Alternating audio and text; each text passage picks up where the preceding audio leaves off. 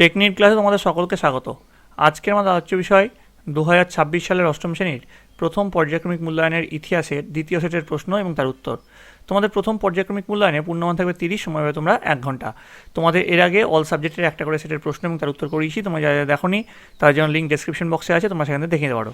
তাহলে চলো আজকে দেখে নিই প্রশ্নোত্তর পর্বটি। সিলেবাসে তোমাদের কি কি চ্যাপ্টার রয়েছে সেটা দেখে নাও। প্রথম অধ্যায় ইতিহাসের ধারণা। প্রথম অধ্যায় থেকে পর্যায়ক্রমিক মূল্যায়নে কোনো প্রশ্ন রাখা যাবে না। দ্বিতীয় অধ্যায় রয়েছে আঞ্চলিক শক্তির উত্থান। তৃতীয় অধ্যায় রয়েছে ঔপনিবেশিক কর্তৃত্ব প্রতিষ্ঠা। ঠিক আছে, এবার দেখো তোমাদের যে মাস ডিস্ট্রিবিউশনটা আছে কিভাবে হবে। আঞ্চলিক শক্তির উত্থান, এখান থেকে তোমাদের 4টে এমসিকিউ থাকবে। দুটো থাকবে 1 নম্বর প্রশ্ন, দুটো 2 নম্বর প্রশ্ন, দুটো 3 নম্বর প্রশ্ন এবং দুটো 5 নম্বর প্রশ্ন। ঔপনিবেশিক কর্তৃত্ব প্রতিষ্ঠা, এখান থেকে তোমার দুটো এমসিকিউ, দুটো 1 নম্বর প্রশ্ন, দুটো 2 নম্বর প্রশ্ন, দুটো 3 নম্বর প্রশ্ন এবং দুটো 5 নম্বর প্রশ্ন থাকবে। তাহলে তোমাদের প্রদত্ত যে প্রশ্ন সংখ্যা 6টা এমসিকিউ, 4টে 1 নম্বর প্রশ্ন, 4টে 2 নম্বর প্রশ্ন, 4টে 3 নম্বর প্রশ্ন, 4টে 5 নম্বর প্রশ্ন হচ্ছে। কিন্তু দেখো তোমাদের এখানে 6টা এমসিকিউ করতে হবে, 4টে 1 নম্বর প্রশ্ন করতে হবে, 4টের মধ্যে দুটো 2 নম্বর প্রশ্ন উত্তর করতে হবে, 4টের মধ্যে দুটো 3 নম্বর প্রশ্ন উত্তর করতে হবে এবং 4টের মধ্যে দুটো 5 নম্বর প্রশ্নের উত্তর করতে হবে। এইভাবে তোমাদের 30 নম্বর মার্কস ডিস্ট্রিবিউশন থাকছে। তো দেখো যে প্রশ্ন আছে, দেখো তোমাদের ফার্স্ট প্রশ্ন, কত খ্রিস্টাব্দে সম্রাট ঔরঙ্গজেব মারা যান? উত্তর হচ্ছে 1707 খ্রিস্টাব্দে। 2 নম্বর, কার নেতৃত্বে অযোধ্যা একটি স্বশাসিত আঞ্চলিক শক্তি হিসেবে গড়ে ওঠে? উত্তর লিখবে সাদাত খান। 3 নম্বর, দাক্ষিণাত্যে কোন যুদ্ধে ফরাসিরা ইংরেজদের কাছে চূড়ান্তভাবে পরাজিত হন? উত্তর হচ্ছে বন্দিবাসের যুদ্ধে। 4 নম্বর, বেসিনের সন্ধি কত সালে হয়? উত্তর লিখবে 1802 খ্রিস্টাব্দে। চলে আসবো পরের প্রশ্ন, 1773 সালে বাংলার গভর্নর কে ছিলেন? উত্তর লিখবে ওয়ারেন হেস্টিংস। নেক্সট প্রশ্ন, কলকাতায় সুপ্রিম কোর্টের প্রথম প্রধান বিচারপতি কে ছিলেন? উত্তর লিখবে এলিজা এমপে। এই প্রশ্নটা কিন্তু খুব ইম্পর্টেন্ট প্রশ্ন। 7 নম্বর প্রশ্ন, কার নেতৃত্বে সংস্কৃত কলেজে পঠন পাঠন শুরু হয়? উত্তর লিখবে হেমেন হোরাস উইলসন। তারপরে দেখো 8 নম্বর, a grammar of the Bengal language গ্রন্থটি কার রচনা? উত্তর লিখবে নাথানিয়েল ব্রাসি হালেরে। পরবর্তী প্রশ্নে যাওয়ার আগে বলে রাখি, তোমরা জানো যেহেতু এবার হলিস্টিক প্যাটার্ন অনুযায়ী তোমাদের পরীক্ষা হবে, তোমাদের এই রায়মার্টিনের সমস্ত সাবজেক্টের প্রশ্ন এবং উত্তর আমি করাবো। কোন সাবজেক্টের কোন স্কুলের প্রশ্ন উত্তর তোমরা আগে চাও সেটা অবশ্যই কমেন্ট লিখে জানাবে। এছাড়াও তোমাদের ফার্স্ট ইউনিট টেস্টে যে আমি সাজেশনটা দিয়েছি, অলরেডি একটা সেট দেওয়া হয়েছে, সেখানে আরও 4 থেকে 5টা সাজেশনের সেট দেওয়া হবে। তো সেইগুলো যদি তোমরা আগে চাও সেটাও কমেন্টে লিখে জানাবে। কমেন্টে তোমাদের স্কুলের নাম এবং তোমরা কে কোন জেলা থেকে লিখছো সেটা লিখতে ভুলবে না। নেক্সট দেখো 2 এর দাগের প্রশ্ন, নিচের প্রশ্নের উত্তর দাও। 2 গুণ 3 সমান 6। প্রথম যে প্রশ্ন সেটা আমরা দেখে নেব। দেখো প্রথম প্রশ্ন কি রয়েছে, ব্রিটিশ প্রেসিডেন্সি ব্যবস্থা কাকে বলে? এর উত্তরটা লিখবে ব্রিটিশ ইস্ট ইন্ডিয়া কোম্পানি তাদের বাণিজ্যিক স্বার্থে ভারতীয় উপমহাদেশে কতগুলি ঘাঁটি তৈরি করেছিল। ঘাঁটিগুলির মধ্যে প্রধান ছিল মাদ্রাজ, বোম্বাই ও কলকাতা। এই ঘাঁটিগুলিকে কেন্দ্র করেই 3টি প্রেসিডেন্সি তৈরি হয়েছিল। প্রেসিডেন্সিগুলি থেকেই ব্রিটিশ কোম্পানির বাণিজ্যিক কার্যকলাপ চলত। ব্রিটিশ কোম্পানির প্রেসিডেন্সি কেন্দ্রিক কার্যকলাপকে প্রেসিডেন্সি ব্যবস্থা বলা হতো। চলে আসো পরের প্রশ্ন কি আছে, আমলা কাদের বলা হয়? উত্তর লিখবে প্রশাসনিক কার্যে নিযুক্ত স্থায়ী কর্মচারী যারা যোগ্যতার ভিত্তিতে প্রতিযোগিতামূলক পরীক্ষার মাধ্যমে নিযুক্ত হন তাদের রাষ্ট্র কর্তৃক বা আমলা বলা হয়। নেক্সট দেখো, চুঁইয়ে পড়া নীতি বলতে কি বোঝায়? উত্তর লিখবে পাশ্চাত্য শিক্ষা বিস্তারের সূচনায় ব্রিটিশ সরকারের পক্ষ থেকে বলা হয় যে বাংলার উচ্চ ও মধ্যবিত্ত শ্রেণীর মধ্যে ইংরেজি শিক্ষার প্রসার ঘটানো হলে ওই উচ্চশিক্ষিত লোকেরা সাধারণ জনগণের মধ্যেও তার বিস্তার ঘটাবে। ফিল্টারের জল যেমন উপর থেকে পরিশ্রুত হয়ে চুঁইয়ে নিচে নামে, তেমনি সমাজের উচ্চস্তর থেকে নিম্ন স্তরে শিক্ষা বিস্তারের এই নীতিকেই চুঁইয়ে পড়া নীতি বা ফিল্ট্রেশন থিওরি বলা হয়ে থাকে।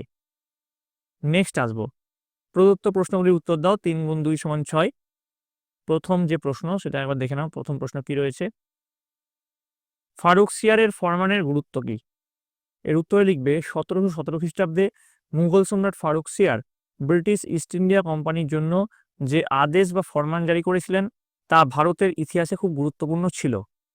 ফারুকসিয়ারের ফরমানের গুরুত্ব পয়েন্ট করবে, দিয়ে লিখবে বাংলায় অবাধে বাণিজ্য করা। পয়েন্ট দিবে, দিয়ে লিখবে ফারুকসিয়ারের ফরমানের জন্য ব্রিটিশ কোম্পানি বাংলায় অবাধে বাণিজ্য করার পথ খুলে গিয়েছিল। 2 নম্বর পয়েন্ট লিখবে বাংলায় ক্ষমতা দখলের পটভূমি রচনা। দিয়ে লিখবে ফারুকসিয়ারের ফরমান লাভ করার ফলে বাংলা নবাবদের সঙ্গে ব্রিটিশ কোম্পানির অর্থনৈতিক ও রাজনৈতিক সংঘাত শুরু হয় এবং ইংরেজরা ক্রমে বাংলার শাসন ক্ষমতা দখল করে। চলে আসবো পরের প্রশ্ন, 2 নম্বরের যে প্রশ্ন, দ্বৈত শাসন ব্যবস্থা বলতে কি বোঝো? উত্তর লিখবে বাংলায় দ্বৈত শাসন ব্যবস্থা প্রবর্তক ছিলেন লর্ড ক্লাইভ।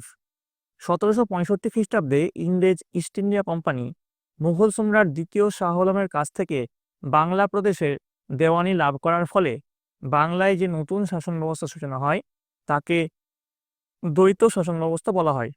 এবার পয়েন্ট করবে দ্বৈত বা দ্বিকেন্দ্রিক শাসন। দিয়ে লিখবে মুঘল আমলে প্রাদেশিক প্রশাসনের দুটি প্রধান বিভাগ হলো, এক নিজামত বা রাজ্যের আইন শৃঙ্খলা রক্ষা দায়িত্ব, এবং 2 দেওয়ানি বা রাজস্ব সংক্রান্ত অধিকার। দ্বৈত শাসন ব্যবস্থায় বাংলার নবাবের হাতে ছিল নিজামত বা রাজ্যের আইন শৃঙ্খলা রক্ষার দায়িত্ব ও কোম্পানির হাতে ছিল দেওয়ানি বা রাজস্ব সংক্রান্ত অধিকার। কিন্তু প্রকৃতপক্ষে নবাবের প্রচুর দায়িত্ব থাকলেও তার কোনো ক্ষমতা ছিল না। অপরপক্ষে কোম্পানির প্রচুর ক্ষমতা ছিল অথচ কোনো দায়িত্ব ছিল না। তো এটার প্রবর্তনের কারণ পয়েন্ট করবে, দিয়ে লিখবে বাংলায় ইস্ট ইন্ডিয়া কোম্পানির দ্বৈত শাসন ব্যবস্থা প্রবর্তনের কারণ হলো বাংলার প্রশাসনিক বিষয়ে ইংরেজদের অনভিজ্ঞতা।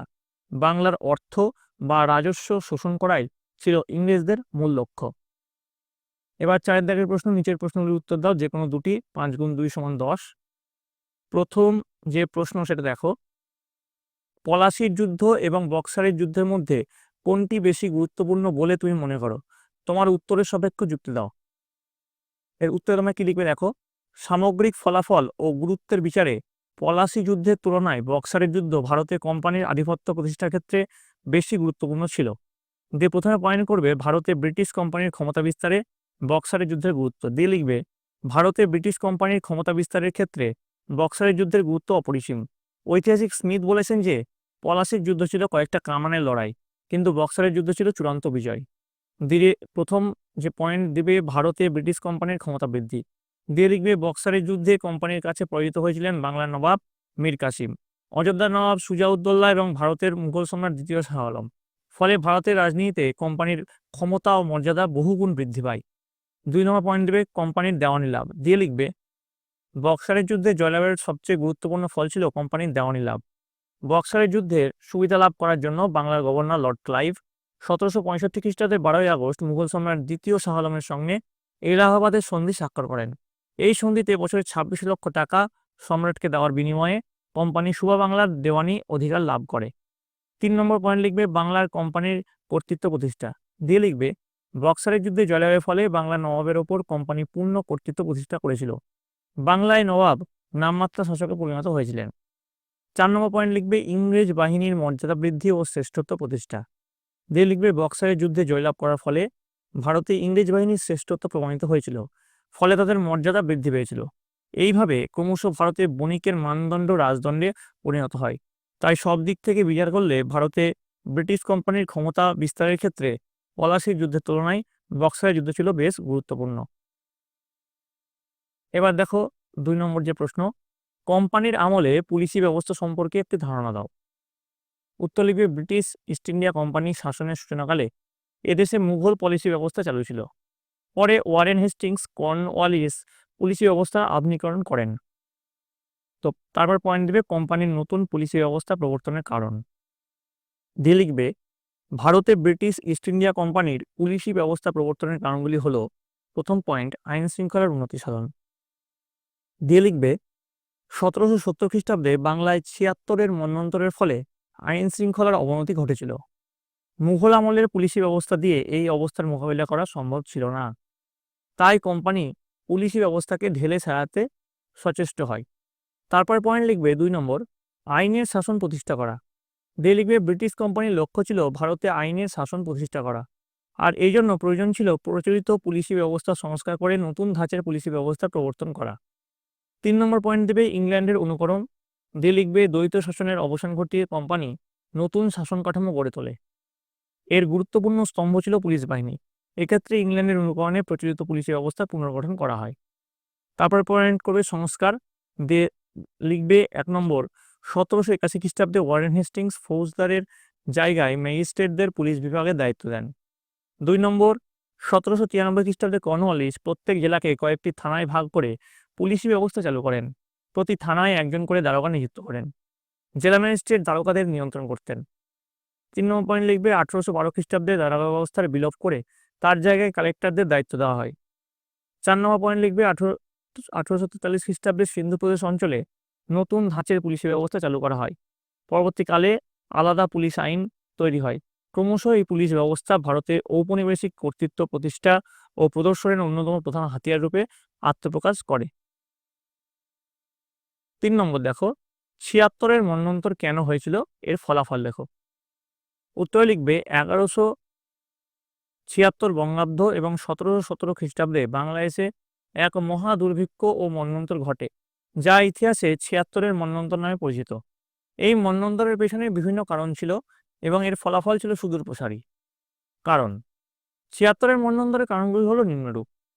1 নম্বর, চড়া হারে রাজস্ব আদায়। মুঘল ও নবাবী আমলে ভূমি রাজস্বের হার ছিল উৎপাদনের 1/3।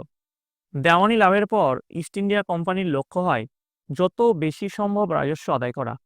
কোম্পানির নিযুক্ত নায়েব সুবা রেজা খা ও সীতাব রায় প্রজাপীড়ন চালিয়ে রাজস্ব আদায় করেন। ফলে বিগত বছরের তুলনায় মন্বন্তরের বছরে রাজস্ব আদায় বেশি হয়। পরের পয়েন্টে অনাবৃষ্টি দিয়ে লিখবে বাংলার চাষবাস প্রকৃতি নির্ভর ছিল। 1768 খ্রিস্টাব্দে কম বৃষ্টির কারণে ধান নষ্ট হয়ে যায়। 1769 খ্রিস্টাব্দে অনাবৃষ্টির কারণে চাষবাস হয়নি। 1770 খ্রিস্টাব্দে কম বৃষ্টির জন্য অল্প ফসল হলেও কোম্পানি, রেজা খা ও অসাধু ব্যবসায়ীরা খাদ্য মজুত করে, ফলে খাদ্য সংকট দেখা দেয়। 3 নম্বর পয়েন্ট দেবে রোগ ব্যাধি দিয়ে লিখবে খাদ্যের অভাবে ক্ষুধার জ্বালায় মানুষ গাছের পাতা, মরা পশুর মাংস, এমনকি মানুষের মাংস খেয়ে ক্ষুধার নিবৃত্তি করে। পুকুরের জল দূষিত হয়ে যায়, ফলে কলেরা, গুটি বসন্ত রোগ মহামারীর রূপ নেয় এবং গ্রামের পর গ্রাম মানুষ মৃত্যুর কোলে ঢলে পড়ে। এবার দেখো এই প্রশ্নের কিছু কন্টিনিউয়েশন পার্ট আছে। দেখো ফলাফল পয়েন্ট করবে। 1 নম্বর পয়েন্ট নিয়ে মৃত্যু। এই মন্বন্তরের ফলে বাংলার 1/3 মানুষ মৃত্যু ঘটে। 2 নম্বর, কৃষিক্ষেত্র শিল্পের বিপর্যয়। মাঠের পর মাঠ, চাষের কাজ বন্ধ হয়ে জমি পতিত হয়ে পড়ে, বন জঙ্গলে পরিণত হয়। বহু শিল্পী ও কারিগরের মৃত্যু হয়, কুটির শিল্পের বিপর্যয় ঘটে। 3 নম্বর পয়েন্ট দেবে অর্থ সংকট। দিয়ে লিখবে কৃষি, শিল্প, বাণিজ্যে বিপর্যয় ঘটলে কোম্পানির রাজস্ব থেকে আয় কমে যায়। প্রবল অর্থ সংকটের মুখে পড়ে কোম্পানি ব্রিটিশ সরকারের কাছে অর্থ সাহায্য প্রার্থনা করে। এই সূত্রে রেগুলেটিং অ্যাক্টের মাধ্যমে ব্রিটিশ পার্লামেন্ট কোম্পানির উপর নিয়ন্ত্রণ প্রতিষ্ঠা করে। 4 নম্বর পয়েন্ট করবে দ্বৈত শাসনের অবস্থান। এই বিপর্যয়ের কারণ হিসাবে চিহ্নিত করে কোম্পানি দ্বৈত শাসন ব্যবস্থার অবসান ঘটায়। কোম্পানি এদেশের শাসন দায়িত্ব নিজ হাতে গ্রহণ করে। এবার দেখবে পরের পয়েন্ট করে মূল্যায়ন। বঙ্কিমচন্দ্র চট্টোপাধ্যায়ের লেখা আনন্দমঠ উপন্যাসে চিত্রিত এই করুণ ও মর্মস্পর্শী কাহিনী কারো মতে মানুষের সৃষ্ট, আবার কারো মতে তা প্রাকৃতিক বিপর্যয়, তবে এর প্রভাব ছিল সুদূর প্রসারী। তো এই গেল তোমাদের প্রথম পর্যায়ক্রমিক মূল্যায়নের অষ্টম শ্রেণীর হলিস্টিক মডেল অনুযায়ী প্রশ্ন এবং তার উত্তর। তোমাদের যদি এই ভিডিওটা ভালো লেগে থাকে অবশ্যই লাইক করবে, বন্ধুদের কাছে অনেক অনেক শেয়ার করবে।